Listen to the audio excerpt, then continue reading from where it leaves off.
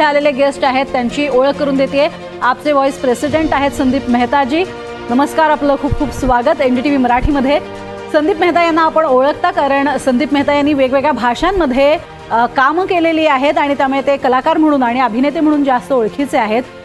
जो काही कल हाती येतोय त्याच्यावरती पहिली आपली प्रतिक्रिया आम्हाला हवी। पहिली प्रतिक्रिया ही की आम आदमी पार्टीतर्फे तुमच्या चॅनलला, तुमच्या दर्शकांना आणि देशपांडे साहेब तुम्हाला, भाजपला, काँग्रेसला सगळ्यांना नमस्कार। पहिली प्रतिक्रिया इतकीच आहे की अजून एक 20-25 मिनिटं थांबायला हवं आपण। फक्त मी इतकंच म्हणेन 27 वर्षांनंतर भाजप प्रयत्न करत आहे सत्तेत येण्यासाठी दिल्लीत, त्यांना ऑल द बेस्ट। नाही पण आलेली जी काही आता हे कलच आहेत म्हणा, तुम्ही म्हणताय तसं थांबणं गरजेचं आहेच आहे। अजून एक तासाभरानी पूर्ण चित्र स्पष्ट होणार आहे। पण काही कमी पडलोय आपण किंवा कुठेतरी थोडेसे प्रयत्न कमी पडतायत असं काही वाटतंय? प्रयत्न भाजपचे खूप कमी पडतायत असं माझं म्हणणं आहे। कारण फार साधं गोष्ट आहे देशपांडे साहेब, तुम्हाला सुद्धा सांगतो की त्यांनी आमचा अजेंडा चोरला। आमचं जे घोषणापत्र होतं त्याची नक्कल केली। हे अजून नकला करण्यातून वरती आलेले नाहीयेत, इतकंच म्हणेन। तर तुम्ही महिनाभर तिथे ठाण मांडून होतात, पूर्ण प्रचारामध्ये तुम्ही इतके सक्रियपणे सहभागी होतात। तुम्हाला कसा तिथे रिस्पॉन्स मिळत होता आणि तिथे जाणवत होतं का की काही बदल घडेल?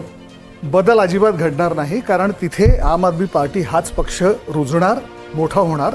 त्याचं कारण सांगतो मी। अरविंद केजरीवाल यांच्या विधानसभेमध्ये जवळपास 18 दिवस पायदळ घराघरात गेलेलो आहे। सगळ्या म्हणजे जो खालच्या तबक्याचा आपला वर्ग असतो समाजातला, त्यांच्या घराघरांमध्ये जाऊन भेटून आलोय। मध्यमवर्गीयांना भेटून आलो, निम्न मध्यमवर्गीयांना भेटून आलो। सगळ्यांचं एकच मत आहे, अरविंद केजरीवाल, आम आदमी पार्टी। पण मग गेल्या काही काळामध्ये जे काही भ्रष्टाचाराचे आरोप झाले, अर्थातच तुमचं असं म्हणणं आहे की ते भाजपनेच जाणीवपूर्वक केलेले होते निवडणुका डोळ्यासमोर ठेवून। हे सगळ्याचा परिणाम थोडाफार प्रमाणात का होईना झाला किंवा मध्य धोरण जे आणलं गेलं त्याचा फटका बसला? आता मगाशी तुम्ही म्हणालात त्यात शब्द तुम्ही वापरला आरोप, तो आरोपच आहे। माननीय न्यायालयानं सतत वेळ दिली पोलिसांना, CIDला, ACBला की तुम्ही पुरावे द्या, पुरावे द्या, पुरावे द्या। पुरावे नाही देऊ शकले, शेवटी त्यांना सोडावं लागलं। यातच सगळं आलं। न्यायालयाचं सुद्धा पोलीस आणि ACB त्यांचं म्हणणं ऐकून त्यांना पुरावे देऊ शकले नाही। आता मतदारांविषयी म्हणाल तर ते जे विचार करून मतं देणारी माणसं आहेत त्यांना लक्षात आलेलं आहे खरं काय आणि खोटं काय।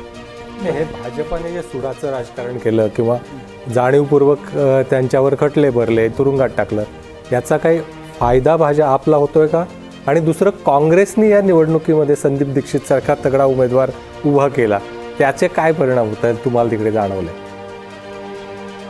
फायदा आम्हाला होणार आहे, कारण लोकांना लक्षात आलेलं आहे की असं खोटं बोलून, खोटं बोला रेटून बोला, हे जे काही धोरण आहे हे आता सतसत विवेक बुद्धी असलेल्या मतदाराला लक्षात आलेलं आहे। आणि तुम्ही म्हणत असाल की आम्हाला नुकसान झालं तर नाही, तो फायदाच झालेला आहे।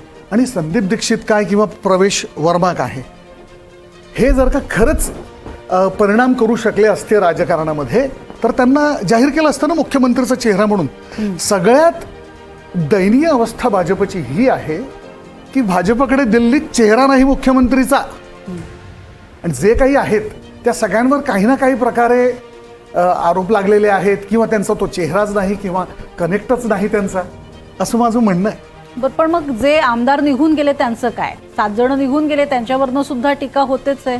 काही फरक पडत नाही, खरं सांगतो। महाराष्ट्रातल्या आपल्या सगळ्यांना तो माहितीच आहे कोण कुठे गेलं, कसं गेलं। इथे तर फार मोठी खिचडी झालेली आहे। काही फरक पडत नाही, शेवटी तुम्ही धोरणं काय राबवता। आणि अरविंदजींचं धोरण, राजकीय धोरण इतकं चांगलं आहे की सगळ्यांनीच नक्कल केली। मग काँग्रेस म्हणू नका, BJP म्हणू का, दिल्लीमध्ये बघा काय परिस्थिती आहे, अक्षरशः नक्कल करतायत। अजून ते नक्कल करतायत, ते दिल्लीत शिकतायत राजकारण अजून। देशाबद्दल मला आत्ता बोलायचं नाहीये, तेही योग्य वेळी बोलूच, कारण काय चाललेलं आहे आपल्याला सगळ्यांना माहिती आहे। अगदी तुमच्याकडनं हेही जाणून घ्यायचंय की नेमकं काँग्रेस संदर्भात तुमचं काय झालं, काय बिनसलं हेही विचारायचंय।